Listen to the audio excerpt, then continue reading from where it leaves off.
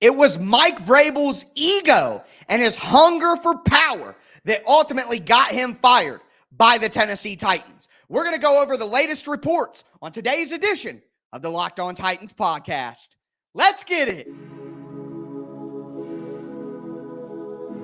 You are Locked On Titans, your daily Tennessee Titans podcast, part of the Locked On Podcast Network, your team every day.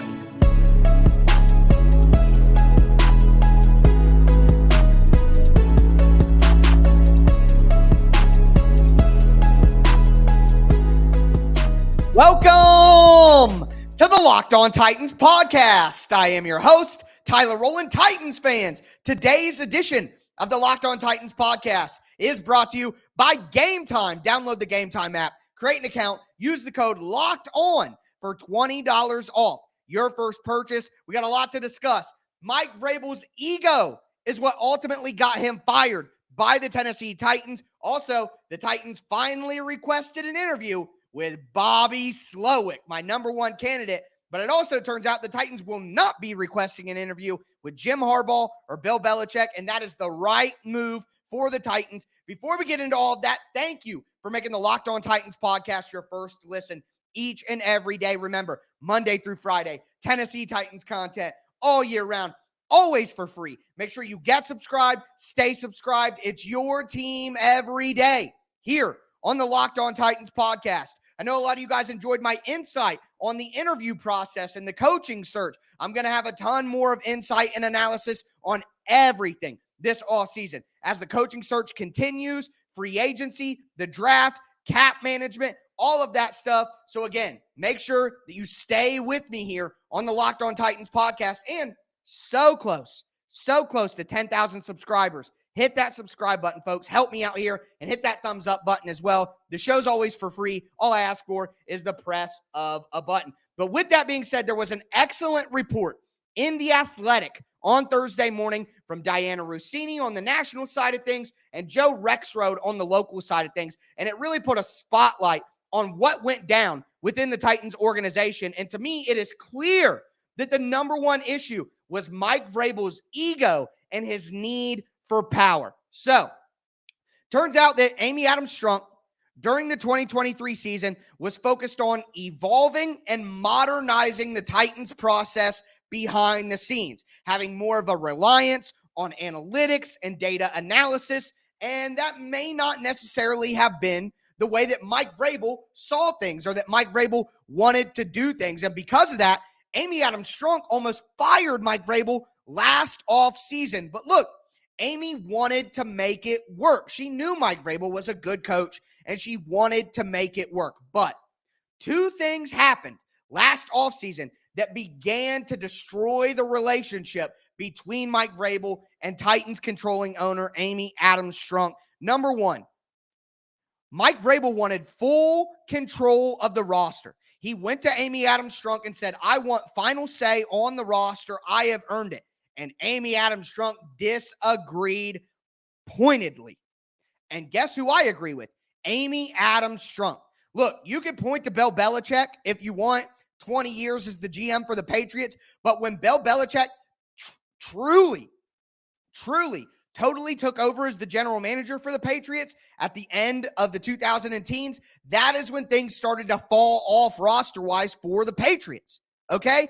And that's an outlier because Bill Belichick is the greatest coach of all time. But you want to look at some more realistic examples. Look at Bill O'Brien in Houston, who, through no coincidence, is Mike Vrabel's mentor. Bill O'Brien took over GM responsibilities in Houston, and all of a sudden that team went in the tank, okay? You want to look at another local example? Look at Jeff Fisher at the end of his tenure with the Titans. He had too much power. He had too much say, and it drove the Titans roster into the ground. Look, guys, at the end of the day, the head coach cannot be the GM because the GM has to look at the future and the coach needs to look at the now. And there is no humanly possible way for somebody to do both of those at the same time. And ask yourself right now, is Mike Vrabel more Bill Belichick or is Mike Vrabel more Bill O'Brien?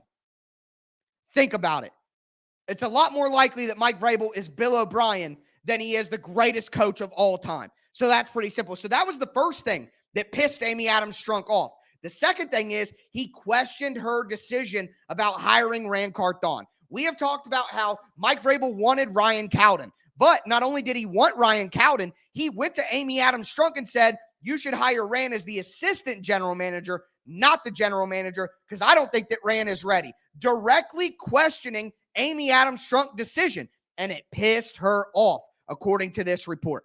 So 2 things there. Then Mike Vrabel went to New England in week 7 and said how great the organization was and how different it was in New England. And when he came back, he wouldn't even tell Amy Adams Strunk that he didn't want to be the coach of the New England Patriots. He didn't dispel the rumors whatsoever. So again, I used the analogy yesterday. Go to your wife, go to your husband, go to your partner, go to your boyfriend, go to your girlfriend right now and say, hey, do you want to be with me? If they go, is that somebody you want to stay with? Think about it. Think about it. So obviously the wedge between Amy Adams Strunk and obviously this isn't Vrabel versus Carthon. It was Vrabel against Amy Adams Strunk. That was the beef. That was the rift. And it's obvious here, Mike Vrabel wanted more power. He wanted full say over the roster. He wanted Ryan Cowden, who would be his yes man at general manager. He didn't want Rand Carthon because Carthon was going to bring in analytics and data and do things in a totally different way that was going to modernize the team. And Vrabel is a former player who's an old school defense, hard-nosed, run-the-ball guy, and he just didn't want it. So Vrabel wanted the power for himself, and then when Amy didn't give it to him, he questioned her decision directly and then wouldn't say anything about not wanting to leave the organization. Is that somebody that you want to keep around? Is that somebody that you want to keep running this team? It just was not going to work for the long term. So it was the smart move for Amy Adams to cut bait now. Now, there were some other things. There were some other things in there. All right. Number one, and this is something that a lot of people were latching onto.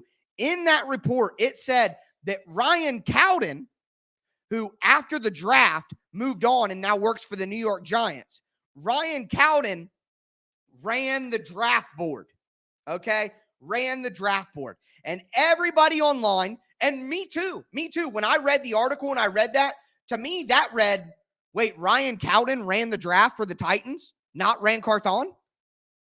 Wait, what? And of course, Rex Road and a bunch of other people, including my guy Zach Lyons at F Words, they all clarified about an hour after the article went live.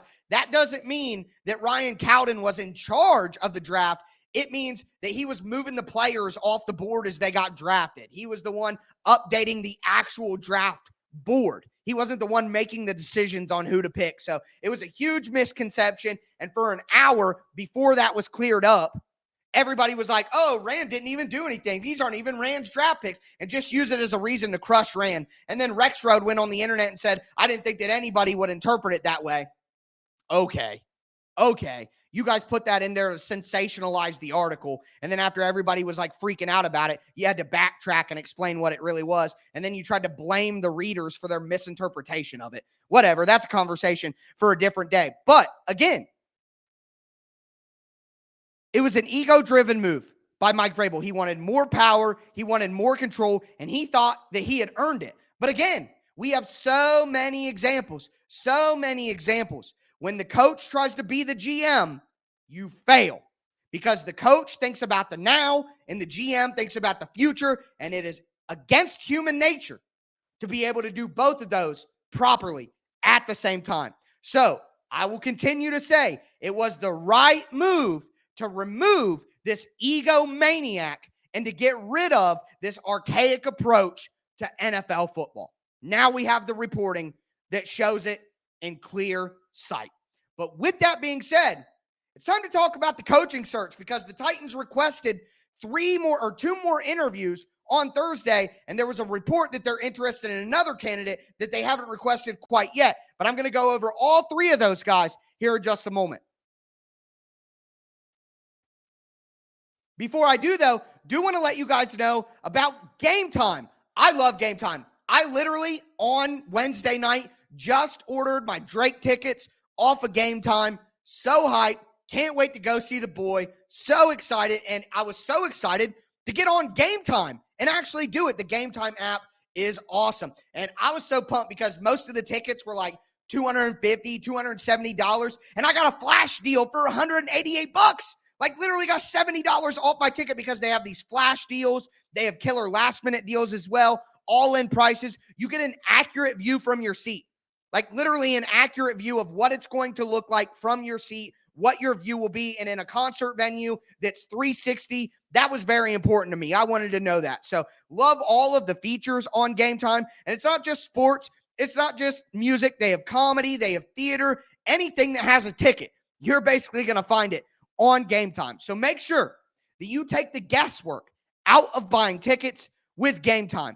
Download the Gametime app, create an account, use the code LOCKEDON. That's LOCKON for $20 off your first purchase. Terms apply. Again, create an account, redeem the code LOCKEDON on the Gametime app for $20 off.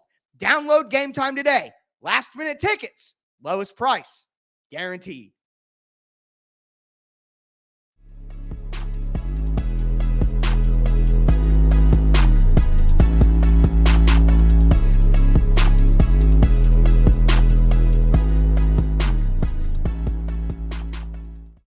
Titans fans, let's continue today's edition of the Locked On Titans podcast. Again, I am your host, Tyler Rowland, nearly 25 years as a certified Tennessee Titans fanatic. I'm a film guy breaking down the X's and O's. I've written for Sports Illustrated. I've written for USA Today, covering the team as well. Make sure that you stick with me here for Monday through Friday, Tennessee Titans content all year long, always for free. Get subscribed, stay subscribed. Shout out to my everydayers out there. Tuning in Monday through Friday. Let me know who you guys are down below. Couldn't do it without you. If you aren't an everydayer, you need to get like them. But with that being said, we talked about the latest reports from The Athletic on Mike Vrabel and his power-hungry, egotistical ways that led to his firing. But now, let's turn the page, all right? Because with Mike Vrabel out, it's time to talk about some more head coaching requests because the Titans are requesting more interviews. And I've been pretty vocal for the last couple of weeks that I think Bobby Slowik, the Houston Texans offensive coordinator, is the best candidate for the Tennessee Titans head coaching job. And ladies and gentlemen, Bobby Slowik was requested for an interview on Thursday. Woo! There it is, folks. I mean, I was dancing. Dancing. No doubt about it. And look, I've talked about Bobby Slowik and why I like him so much. Number one, extensive experience with the greatest offensive minds in the NFL. He was on the 2013 Washington coaching staff. They had guys like Mike McDaniel. They had guys like Kyle Shanahan. They had guys like Matt LaFleur. I mean, literally a big handful of some of the best coaches in the NFL came off that Washington coaching staff in 2013. He worked for PFF for 3 years. He was a defensive quality control coach. He then worked in San Francisco with Kyle Shanahan on the offensive side of the ball for multiple years. Not only that, but his family pedigree. Bobby Slowik is an NFL child. His father was a defensive coordinator for 4 NFL teams. His dad still works in the Canadian Football League as a defensive assistant. But again, 2017, when he left Pro Football Focus to come back into the NFL, Bobby Slowik started as a defensive control coach for the San Francisco 49ers. He has an intimate understanding of how to game plan on the offensive side of the ball and the defensive side of the ball. So to me, that is incredibly invaluable. And you got to add in the other layer here. Not only are you helping yourself by hiring Bobby Slowik, but you're hurting the Houston Texans. All right. What happened to the Tennessee Titans offense long-term when Arthur Smith left to be the head coach of the Atlanta Falcons? Yeah, it was okay in 2021 when they had A.J. Brown, but after that, complete fall off, 17 points a game in back-to-back seasons. So, to me, it's obvious that if you steal Bobby Slowik away from the Houston Texans, might just hurt the Houston Texans offense. Might just hurt the development of C.J. Stroud. Are they going to bring in another person who follows the same offensive philosophy? Are they going to have to change the playbook? Are they going to have to change the terminology? Are they even going to be able to get somebody from the San Francisco situation to come in and keep that continuity going? Very doubtful. So you can help yourself and help your own quarterback while hurting your division rival in a major, major way. So it's a two-pronged thing that makes a ton of sense. But Bobby Slowik was requested for an interview by the Titans, and we rejoice, ladies and gentlemen. But also, it wasn't just him. Brian Johnson, the offensive coordinator of the Philadelphia Eagles. Now, I get if you want to look at the Eagles' struggles this year and say, why would we want the guy running the Eagles' offense when it has regressed so much this year? And look, I'm not going to argue with that. I get that. But I would caution you. As I pointed out with Mike Vrabel's defense for Houston before he was hired as the head coach for the Titans was terrible. They gave up the most points in the NFL. So it's not so easy to just be like, that person's side of the ball sucks statistically. They must suck as a coach. One thing I will point out is the Eagles' offense is entirely different than the Titans. They have much more RPO game in their offense, much more quick rhythm passing game, much more shotgun run in their offensive game plan. So like I explained yesterday, sometimes when you interview people, it's not necessarily that you're going to hire them, but you're getting intel. You're getting information. Hey, why do you run so much RPO? What do you think is most important in offense? How would you utilize Will Levis? How would you utilize Tajay Spears? What do you think about our roster? What changes do we need to make? It's about gathering that information,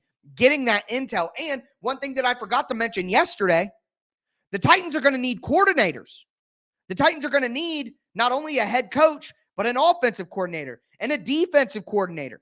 So you interview these guys like the Titans did in 2018 with Matt LaFleur. The Titans interviewed Matt LaFleur to be their head coach. They hired Mike Vrabel, but then they hired Matt LaFleur to be the offensive coordinator. So could Bobby Slowik be hired? And then if the Eagles really do get rid of Nick Sirianni and that coaching staff, could the Titans swoop up Brian Johnson as the offensive coordinator, even though Bobby Slowik is going to be calling the plays? I think that could make a ton of sense for the Tennessee Titans. And again, that's why everyone freaking out about the Titans requesting defensive coaches was overreacting, because this team is going to need coordinators. So it's not like every head coaching interview that they have is a guy who they actually are going to hire for a head coach. And I'll say this, you can't just hire a coordinator for a coordinator position.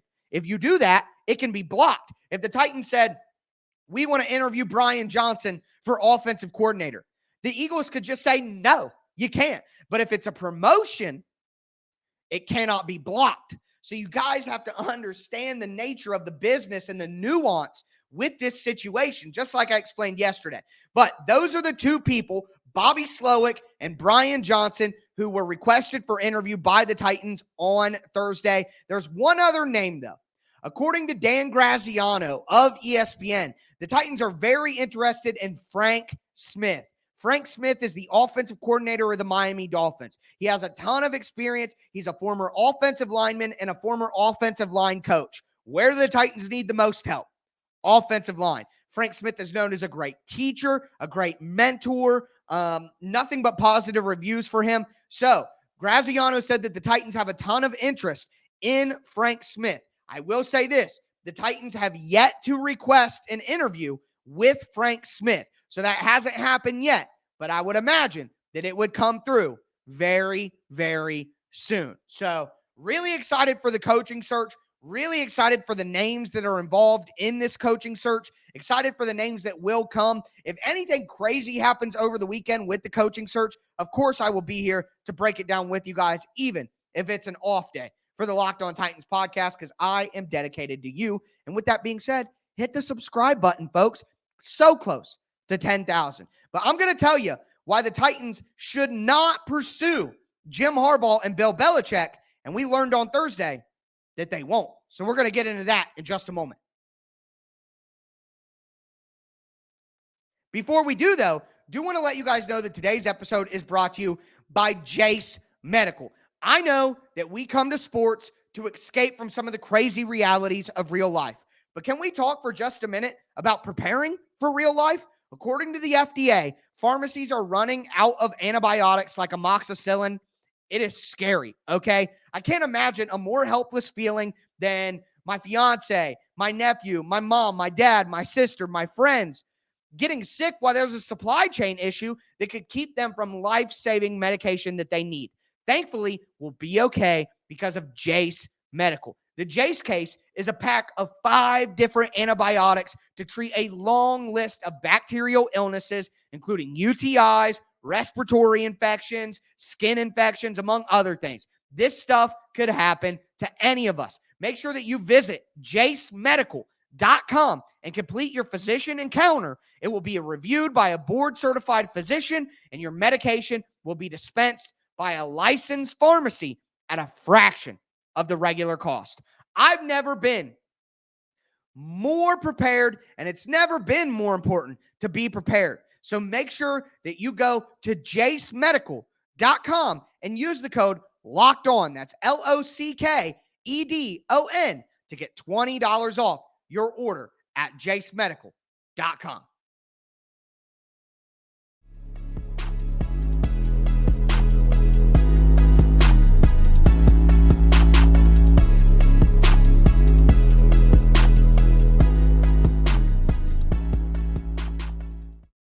Titans fans, let's continue today's edition of the Locked On Titans podcast. We talked about Mike Vrabel's ego being the ultimate reason why he got fired. We talked about the Titans requesting interviews with Bobby Slowik, Brian Johnson, their rumored interest in Frank Smith as well. But now I want to talk about some coaches that the Titans don't want. And maybe it's a little controversial because they are 2 very good coaches, and Jim Harbaugh and Bill Belichick.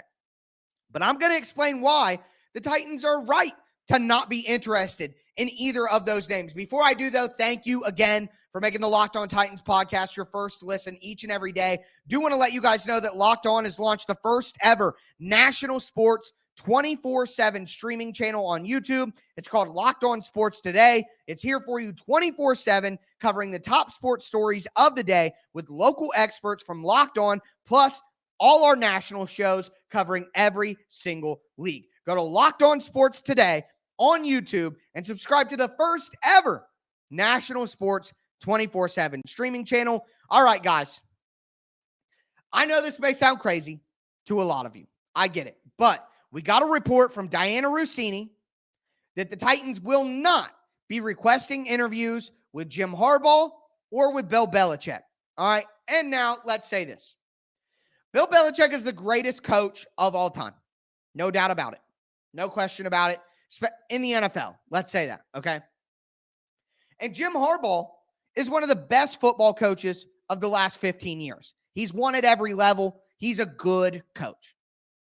But this episode is going to be full circle because we started out the show talking about ego and power-hungry coaches. And that's where we're going to finish. The Titans just fired Mike Vrabel because he wanted so much power. He wanted so much control. He had such a big ego. He wouldn't fire his bad position coaches. He wouldn't let Rand Carthon be the GM. He wouldn't let the whole entire organization modernize and improve. He didn't want any of it. He wanted to do it his way, and we're not doing it my way. I don't want to be here. Let me out. It's ego. It's pride. It's power. Okay? And at the end of the day, Bill Belichick was the general manager for the Patriots for 20 years. He's going to want to have power over the roster. He's going to want to do what he wants to do, okay? The Titans are trying to evolve. The Titans are trying to modernize past this archaic view of football where you have this one football czar who does absolutely everything. It should be a collaborative process. And Belichick and Harbaugh are not at the top of the list of guys who are willing to collaborate, okay? They aren't, all right? So Bill Belichick, he's earned the right to ask for that, but that doesn't mean the Titans should be the team that gives it to him.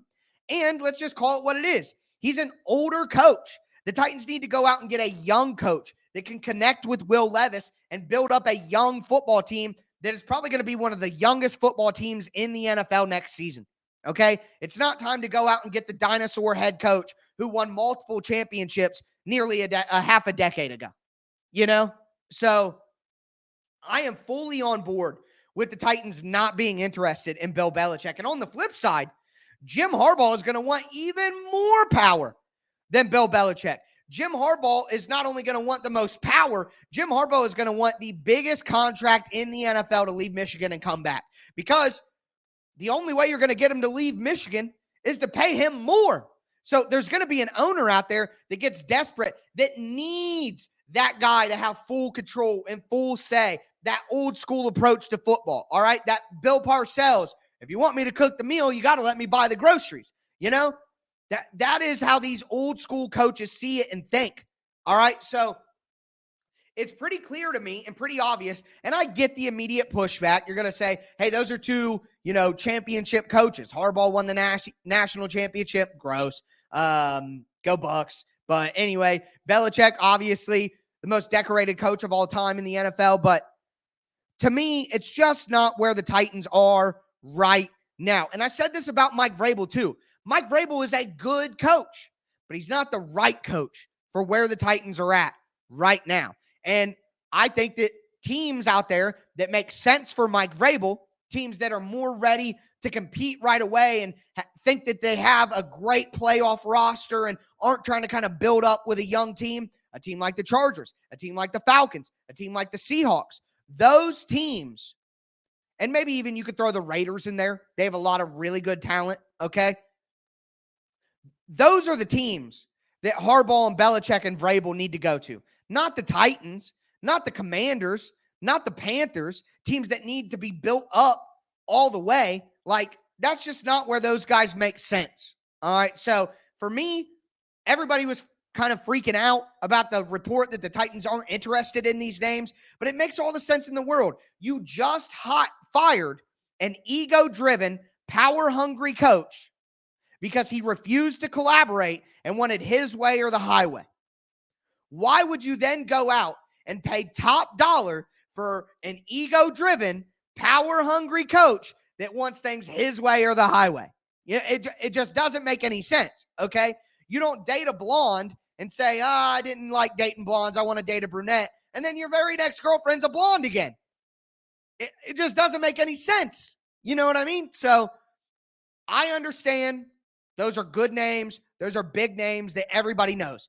A lot of casual football fans don't even know who Bobby Slowik is, but they know who Jim Harbaugh and Bill Belichick is. So I get why there would be people in my comments or online saying they should want those guys. But realistically, think about what the Titans want to do, what they just came from, and what they just ejected from. And it's going to make a lot more sense to you that those guys are not options that the Tennessee Titans are interested in. But again, with all that being said, if anything pops off over the weekend, I'll be here to break it down, even if it's my off day. And with that sort of dedication and that sort of passion, all I ask for in return, get subscribed. I want to get to 10,000 subscribers soon, folks. This is the best Tennessee Titans podcast in the world. Women lie, men lie, numbers don't.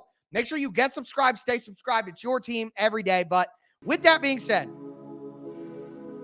that's going to end today's episode. We're going to have a mock draft Monday coming up for you soon. As always, I am your host, Tyler Rowland, and this was Locked On Titans.